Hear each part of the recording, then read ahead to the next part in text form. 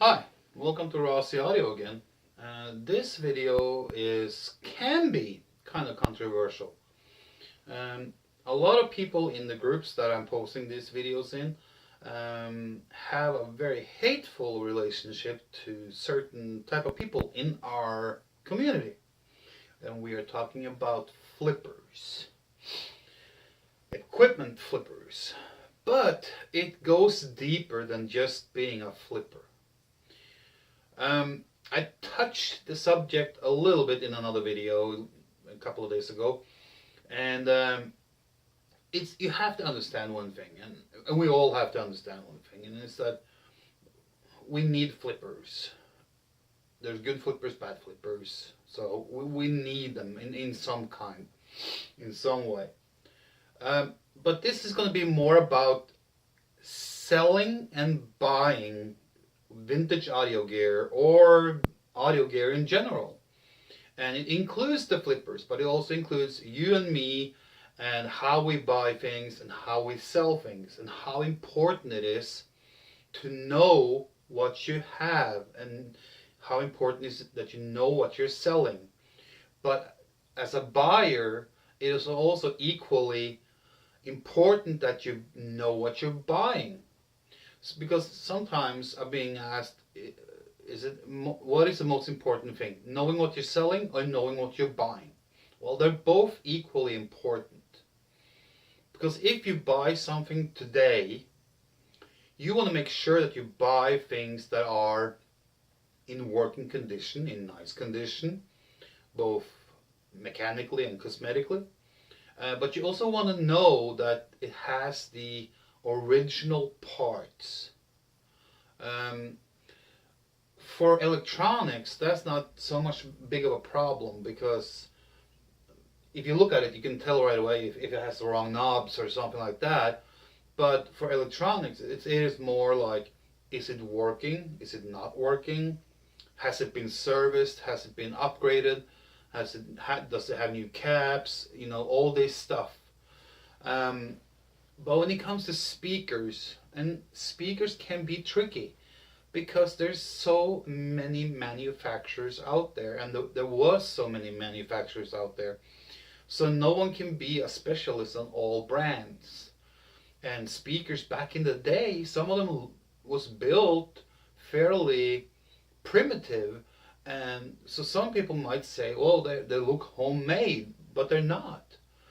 And as soon as the markings or any kind of ID that was attached to the speaker is gone, all you have to go by is what it looks like, and are there any stamps on the back of the drivers? Is there any stamps inside the cabinet?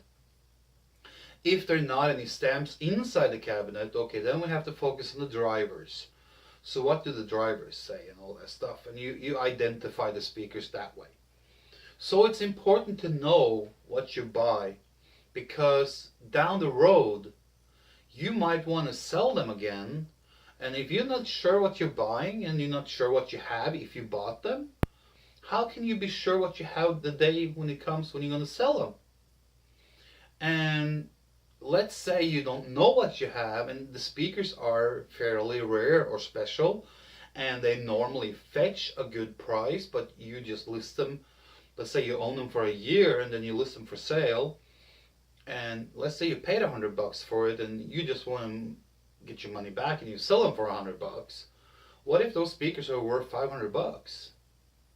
So it's important to know what you have when you have it. When the day comes when you're going to sell it again. But let's take the point of view from a seller's point of view. If you are the seller and you have a pair of speakers and you list them either on eBay, Craigslist, Facebook, whatever, and wherever, and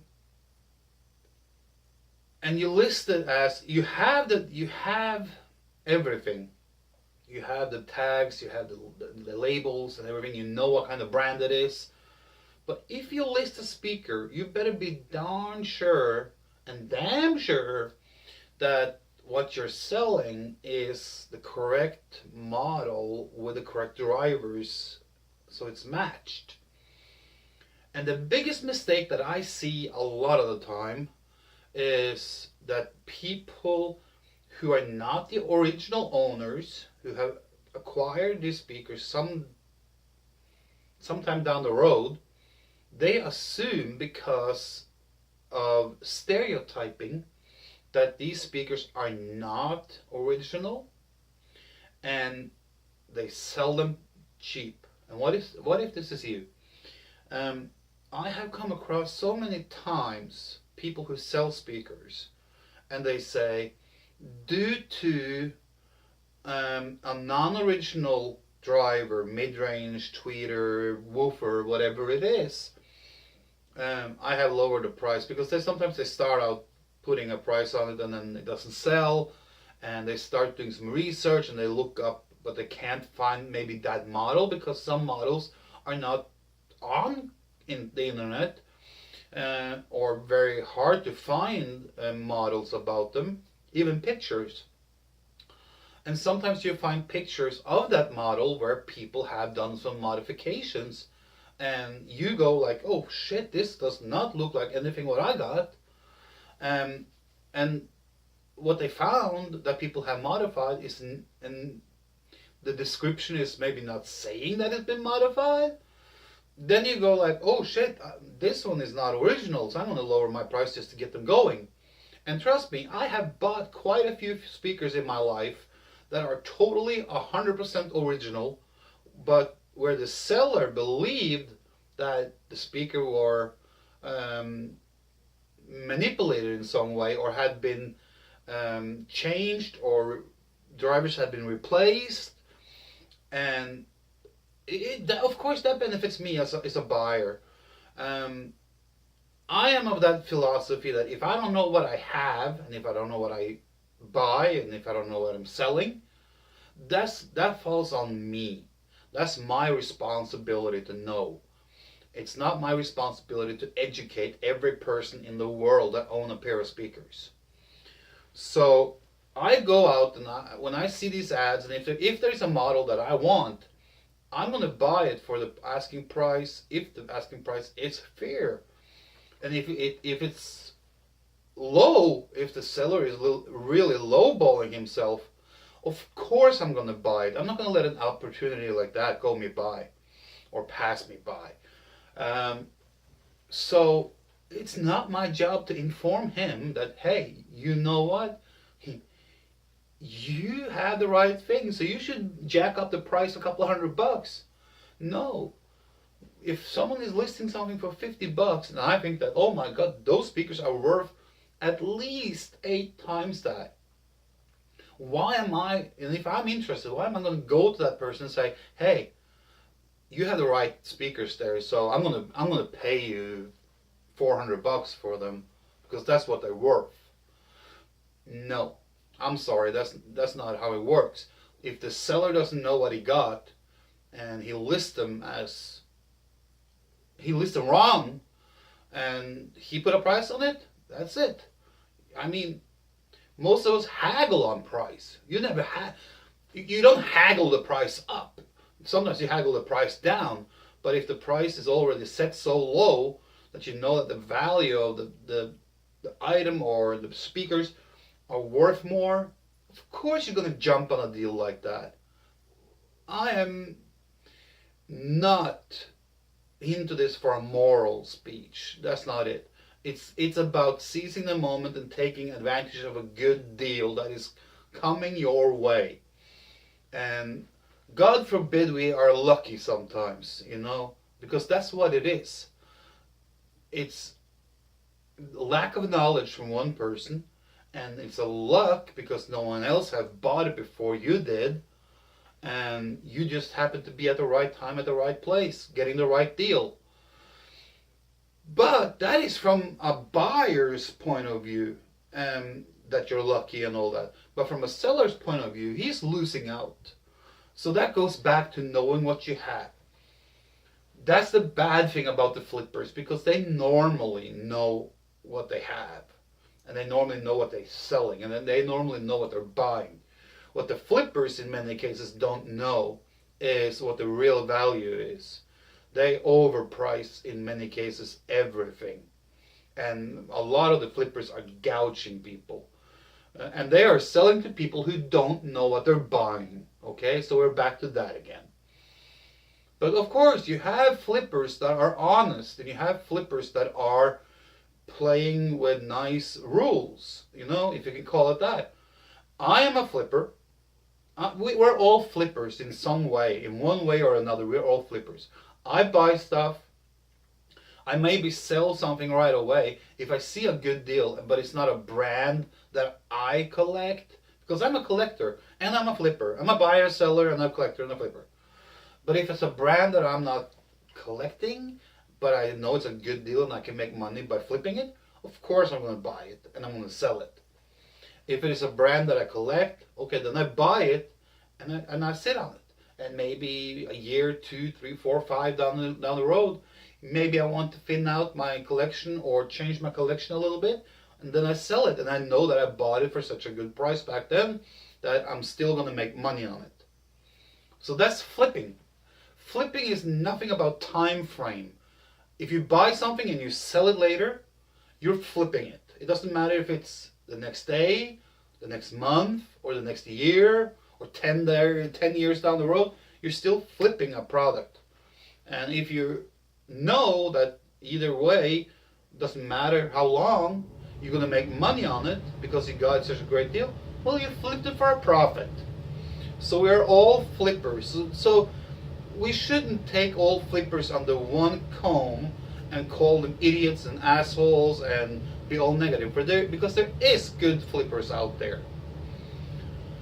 So, but the base of this video is know what you have, know what you're buying, know when it's a good deal to buy, and know when it's a good deal to sell, and know when it's a good deal to sit on it and hold it.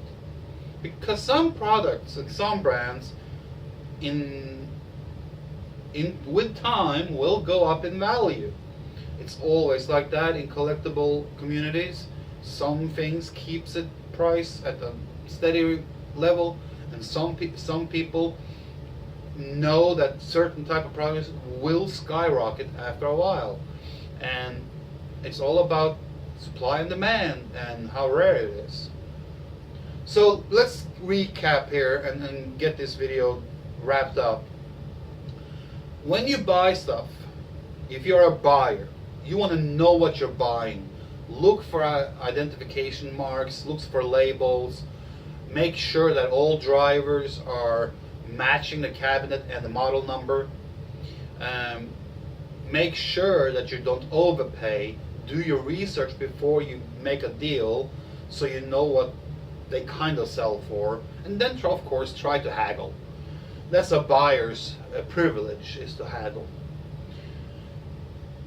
When you are 100% sure that everything is okay and you get it for the right price, then buy it if that's what you want. That's the buyer's point of view. Okay, recapping the seller's point of view. If you're a seller, I'm not talking about electronics because that's fairly easy compared to speakers. As a seller of a pair of speakers, you better know that what you're selling is correct. And there is several reasons for that. One is, if you don't, you're going to lose out some money because you probably think that they're not worth anything because they're not original. And so you lower your price to a level that it's not what the normal or fair market value price is. So you're going to lose money. Sometimes if you advertise them as originals and they're not, and some people will see that. People who are interested in it and know what it is, they will see it right away. So then you will be labeled a crook, a scam, not a serious seller, and all that stuff. So you get a bad rep. And if you live from buying and selling this stuff online, you better know exactly what you have and what you're selling. And if you don't know and you state that this is not an original, remember this: pictures on not eBay but internet stays there for a long time, even forever. Even after you delete your listing, the pictures will show up in Google. And for future reference and for future collectors and buyers and sellers who are doing research, they will find your piece and they will go and say, what? It's not original? And then you have started a snowball that is hard to change, because you have then labeled an original speaker as not original, and that will have consequences down the road. There will always be a certain few that knows, but for the masses and for the ones who's maybe just starting out to buy, when a seller is labeling things wrong, it can have serious consequences down the road for a few people. So know what you have when you sell it. Be sure that everything is 100% original or not, and make the correct statement about it, and price it accordingly. If it's not original or if there's a lot of problems with it, don't ask an arm and a leg. If it's original, check out prices online. What did it sell for last time, or some stuff like that, and put a fair price on it. And you have to just accept that some people are going to haggle with you. As a buyer, that's where it starts, you know. It always starts with the buyers, because the first person in the chain was a buyer. You bought it from the first. Let's say you have a speaker from the 1975. The first person in the chain of the history of that speaker is a buyer, because you buy it from a store who bought it from the factory. But we don't count the factory, we don't count the distributors, we don't count the stores. As a private person on the private market, the first person is a buyer. So it's important that you know what you got, both buying and selling. That was the video for today. I hope this kind of helped you out. So next time when you go out and buy something, make sure you know what you're buying. Next time you sell something, make sure you know what you're selling. Okay? Have a nice day.